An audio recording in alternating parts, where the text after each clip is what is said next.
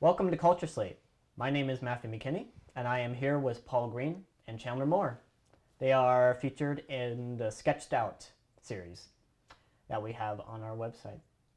Thank you for coming, guys. Yeah, no problem. Thanks for having us. Absolutely. Do you think you guys are similar to your character?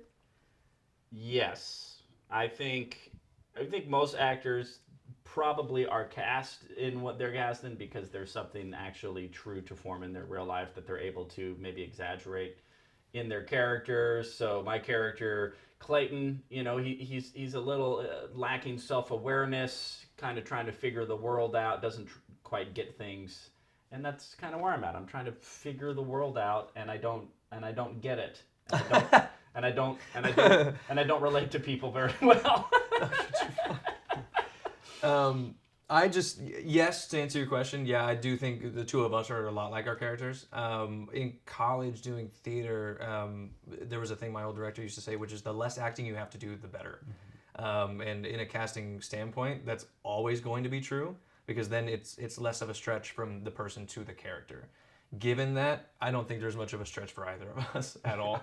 The perfectionism of Andrew and the Senility? Senility. See, I don't even know what that word means, which is exactly what... I guess that kind of exemplifies the point, doesn't Clayton would be very confused by a word, senility, Yep. and Paul Green also was confused by that very same word. Art and reality have once again combined. You guys interact so well with each other, but when you guys first met, what was your impressions? What did you think of each other? Well, from my point of view, they had already done a full day of shooting, and I was an understudy. I was filling in for someone who was no longer involved with the project. So I came in, kind of already knowing I was at odds, or at a disadvantage rather, and everybody seemed to kind of have a lot of things going for all the scenes that we were doing that I just kind of had to fill in, between the lines. There were a lot of things that I wasn't quite getting, so I had to play catch up in a way to everybody else. Everybody was super, super nice. I loved the interactions. My first thing of you was just you coming in and already having things off the cuff, like ready to go, which is completely, it coincides with what you do every take. Yeah, I think, so, when Chandler came in, obviously we had spent a whole day shooting with another actor who he was filling in for, so there was always a little bit of, I thought those takes were going well, so you never know. Oh, and they're the understudy, so obviously they didn't get the gig initially. So we're dealing with the second stringer here. But no, Chandler came in and I was immediately impressed by him. He was very professional, very well prepared, and brought a very different energy to the character, which I think played a lot better. So every once in a while, you get a Tom Brady coming off the bench, and then all of a sudden you're like, oh my gosh, we are witnessing the GOAT. Now that analogy doesn't totally apply, but it's. I was so hopeful. I know. I was building you way too much. I was calling you the GOAT. I mean, are you the GOAT? Really? Yeah. No, but crazy how that happens. But needless to say, he did a fantastic job, and was fantastic to work with, and still is. What's your guys' favorite memory on set? Oh, I'll tell you this. I remember the moment. I don't know if I can remember the actual words that were said. Okay, let me see if I can. It was the meta episode, and there's this part where I start ranting, as I do, because I would just start going off of these rants, and I'm like, hey, they have to listen to me. Fulfill some sort of need until we hear cut or whatever. But but in the meta episode we were calling out everything that happened, and on like the fifth or sixth take where I'm going on this rant, Chandler says something just like, "Are you ranting again?" or something like, or I'm not doing it justice. But that's pretty much what it was. In the moment that it happened, in the way that it happened, it was so beautifully profound how it all came together that I actually did something which I pride myself on never doing, and I broke character. Because I couldn't, I was like, it was just so funny and so perfect, and so that memory is still... It was one of the improvised things that I could compete with this. You guys have a favorite episode that you work on? They were all so specific. that it's hard to narrow down because each one had little bits that we would like about them. So we would have bits where, one take, somebody was just kind of off reading their line, basically just giving the reading off the page, and somebody else would get really, really into it. The meta episode for me stands out just because it was so, us. It was so meta in nature that we could just enjoy it and not have to worry about saying what, our characters were saying or feeling or anything like that. Yeah, I never got to go with the meta episode. As a comedian, I appreciate all comedic devices, but there's just something about being in the thing, talking about the thing, while doing the thing, while also making fun of the thing, while making fun of the fact that you're making fun of the thing that you're doing. I mean, it just... You know that thing? Yeah. So it just gets more layered and just gets so deep into to that comedic device. And there's no end to it. That's what I love about it. It's like once you go meta, could have gone on forever. There's just no end to the layers. It's like that philosophy. It's turtles all the way down. Yeah, for us, there was no start either. Yeah. Because once we were doing the first one, there were constant talks about we'll just save it for the meta episode. Yeah. There was a lot of that going on. It was like, okay, we need to add this, we need to tweak that, we need to do this, we need to do that. And by the time we got there, we had almost too much that we kind of had to rein it in and go, okay, we only have a certain time limit. We can include this joke, but not some of those other ones. Yeah. Yeah. Because you can only mug the camera so many times. Pretty much. Is there any of the others you would like to have played? Is there any other character you could have picked out of the four? Well, now that you mention it, I actually did an audition for Andrew. The part that I had auditioned for and read for originally was for Mark.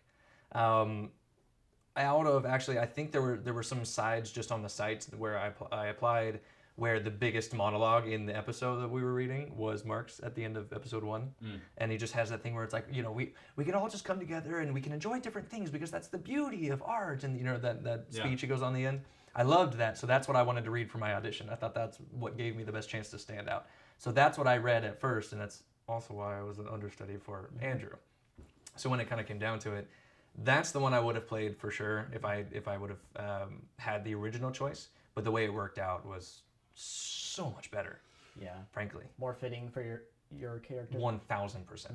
Yeah. Yeah, I think Clayton was mine from the beginning. I mean, I think the other characters. So. I did read for a couple other characters in the callback. We did a couple run throughs where I tried different characters, but it just really seemed like with whatever I'm bringing naturally or organically that Clayton was the right fit for me. I don't know if I could have pulled off any other character. Could have pulled off.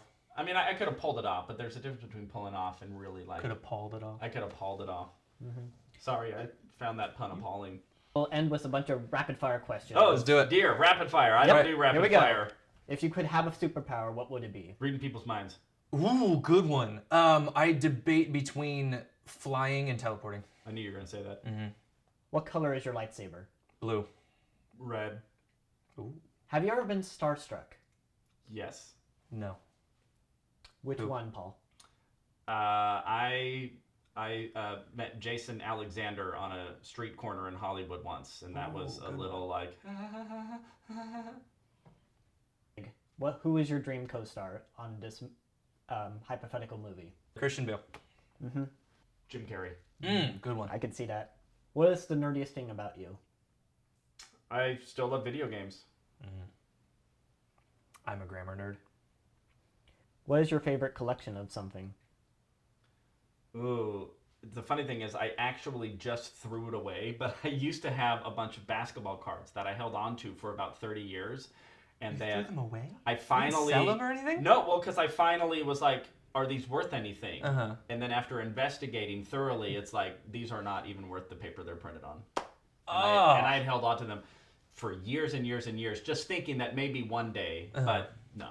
See, I have football cards is mine for sure. I think I had up to 2,500 at some point that were all carefully chosen. It wasn't like just a bin full of a bunch of them. But I would invest and get the jersey inserts, the game worn jersey inserts. And so I'd get the ones that I know I can hold on to. I still have most of them. As a last question, yes. What do you want everyone to take away who decides to watch our series? Sketched Out? Sketched Out. Make up your own mind about everything. just whatever you watch, don't listen to what other people tell you if it was good or not. You know, be able to just enjoy the things that you enjoy and be satisfied with that. I think mine's even more general than that. General than that. I just want people to laugh. Just have some joy. Life is hard. It's stressful. It's confusing. There's so much stuff going on that can just weigh people down. And real stuff, I'm not trying to minimize that. And that's why I exist, is just for those few minutes. Hopefully you can just laugh a little bit and the world will be just a little less heavy for those few moments. And then after that, you can get back to the heavy stuff if you need to. Do you guys want to record a message for your co-stars who are not here? Kelsey, Michael, I miss you. I haven't seen either of you. Well, I saw Kelsey because she came to the Magic Castle, but I don't think I've seen Michael since we filmed. Not once. Not once. So we miss you. Looking forward to hopefully getting to see you again soon and to get to see us on the big little screen when this is released. Magic Markle, Colivia, we will see you soon. Love you guys. Well, that's what we have today, folks. Thank you for watching. Sketched Out by CultureSlate will be coming soon.